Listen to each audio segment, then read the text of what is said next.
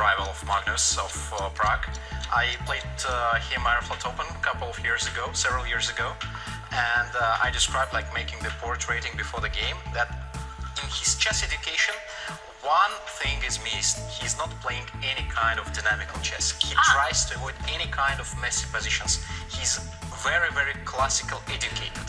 And I think this game would depend on the point if Magnus will manage to create kind of mess on board, or Pragg will slowly squeeze through maybe slightly worse position to kind of style he's used to play.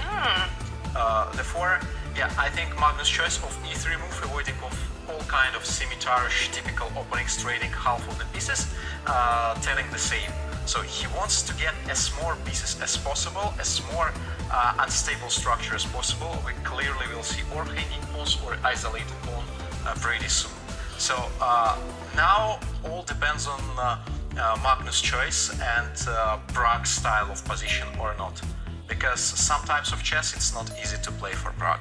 Yeah, I think you've nailed it there. Actually, when I lost to Pragg when he was 12, I was actually better for most of the game. I turned down a few draws, but it wasn't endgame, very technical, and he was great there, using his classical education. But I played him recently last year, and I actively tried to make it more dynamic, and he was very, very uncomfortable. And actually, that game I was a move or two away from winning. So yeah, I think he still has some weaknesses, which he will paper over the next few years. And meanwhile, Magnus trying to keep as many pieces on the board in order to head for those dynamic waters. So a couple of trades so far. This is still quite a well-known position, and the usual move here is knight takes pawn in the center, just to ensure black has an isolated pawn, something a bit long-term. But Magnus was about to say, I just have a feeling he was going to recapture it with his own pawn. And this is exactly the same pawn structure we saw earlier today between Kostenyuk and Magnus. But their colors were reversed. And this time, though, white is slightly more active than Kostenyuk was in that situation. I expect delivery bishop on g5, knight on e5.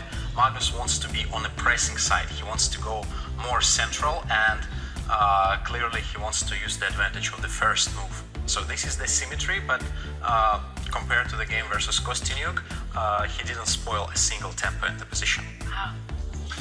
And you were talking about symmetry there, and I was going to say the top move is actually to copy white, and you can see Praggnanandhaa, he knows his stuff, and he's following suit. Yeah, everything is symmetrical pretty much apart from the placement of a couple of bishops.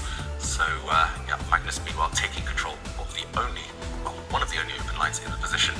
And will Praggnanandhaa copy, try and trade a set of rooks off on this open file, or will he bring his slice-bird bishop out?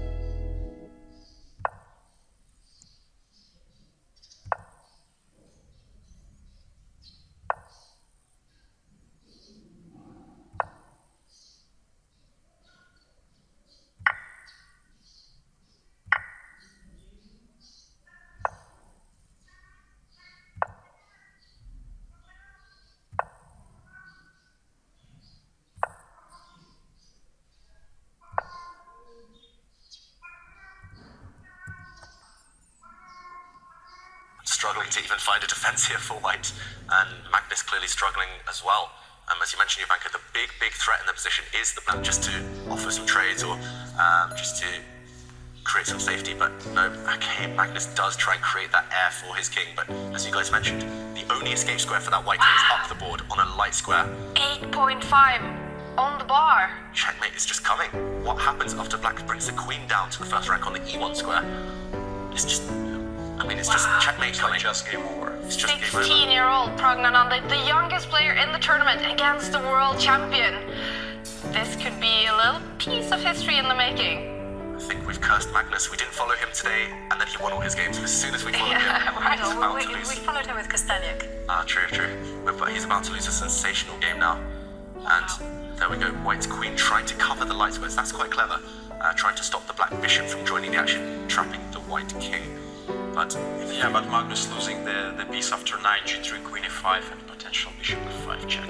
He's just that's just game over. Like the simplest way. First you have to calculate. 40 this seconds. Sure.